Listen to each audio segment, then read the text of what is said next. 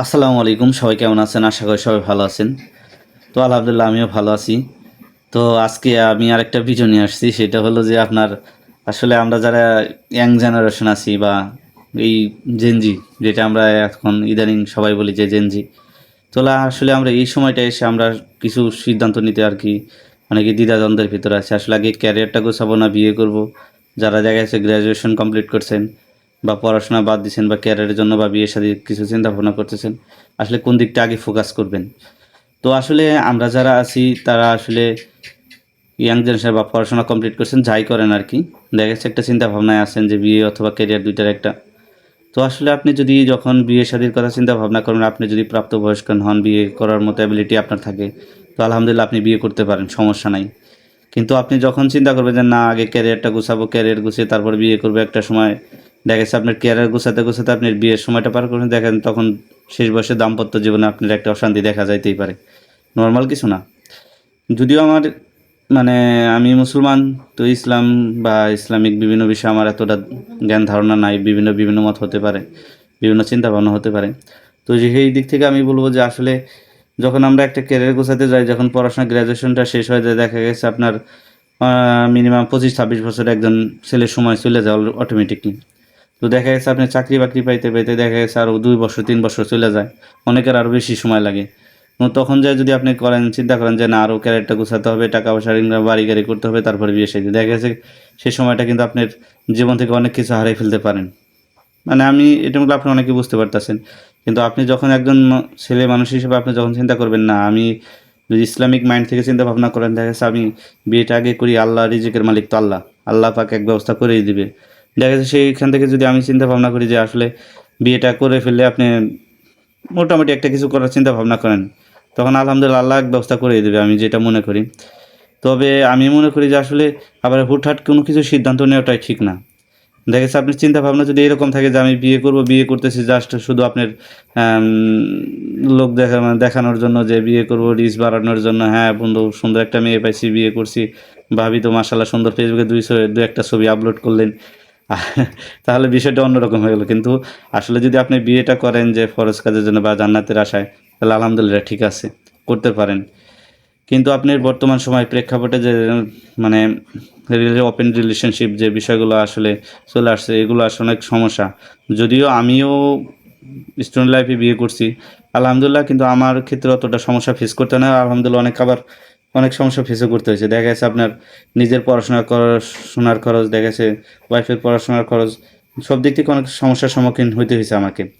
কিন্তু সেইখান থেকে আপনার কয়জন বা ওইরকম ম্যাচুরিটি যদি আপনার ভিতর না থাকে, তো একজন ছেলে মানুষ আপনার কোন কোন বিষয়গুলো অবশ্যই লক্ষ্য করতে হবে। সেক্ষেত্রে আপনি মনে করি আপনাকে মানসিকভাবে অনেক প্রস্তুত থাকতে হবে।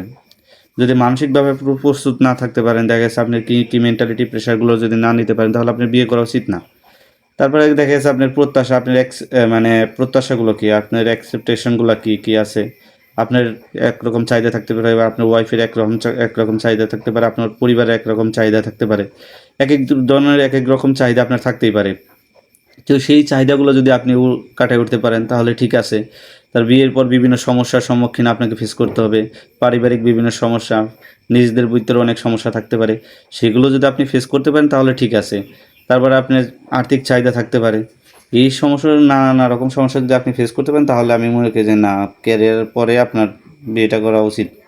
ঠিক আছে? না ক্যারিয়ার আগে বিয়েটা করলে সমস্যা নাই। কিন্তু এই সমস্যার সম্মুখীনগুলো আপনি ফেস করবেন এইরকম চিন্তা ভাবনা থেকেই আপনি বিয়েটা করতে পারেন, সমস্যা নাই। তারপর আপনার ফ্যামিলি ভ্যালু আছে। আপনার ফ্যামিলির একরকম ভ্যালু থাকতে পারে, একরকম বিভিন্ন থাকতে পারে। আপনার ওয়াইফের ফ্যামিলির একরকম ভ্যালু থাকে। ২ টা ফ্যামিলি নিয়েই কিন্তু আপনাকে চলতে হবে।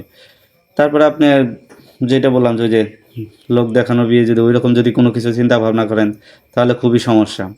তো আমিও একসময় আমার ওয়াইফের ছবি ফেসবুকে দিতাম বা বিভিন্ন কিছু আপলোড করতাম। আমরা খুব মানে আমার ওইরকম চিন্তা ভাবনা ছিল। কিন্তু আস্তে আস্তে না আলহামদুলিল্লাহ এখন আমি ওইগুলো থেকে আস্তে আস্তে বেরোতে পারছি।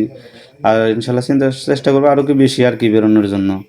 তারপরে আপনার যেটা হলো আত্মসম্মানবোধ, যদি আপনার দুজনের ভিতরে যদি আত্মসম্মানবোধটুকু না থাকে, দেখা গেছে আপনার পরবর্তীতে অনেক সমস্যার সম্মুখীন আপনাকে হতে হবে।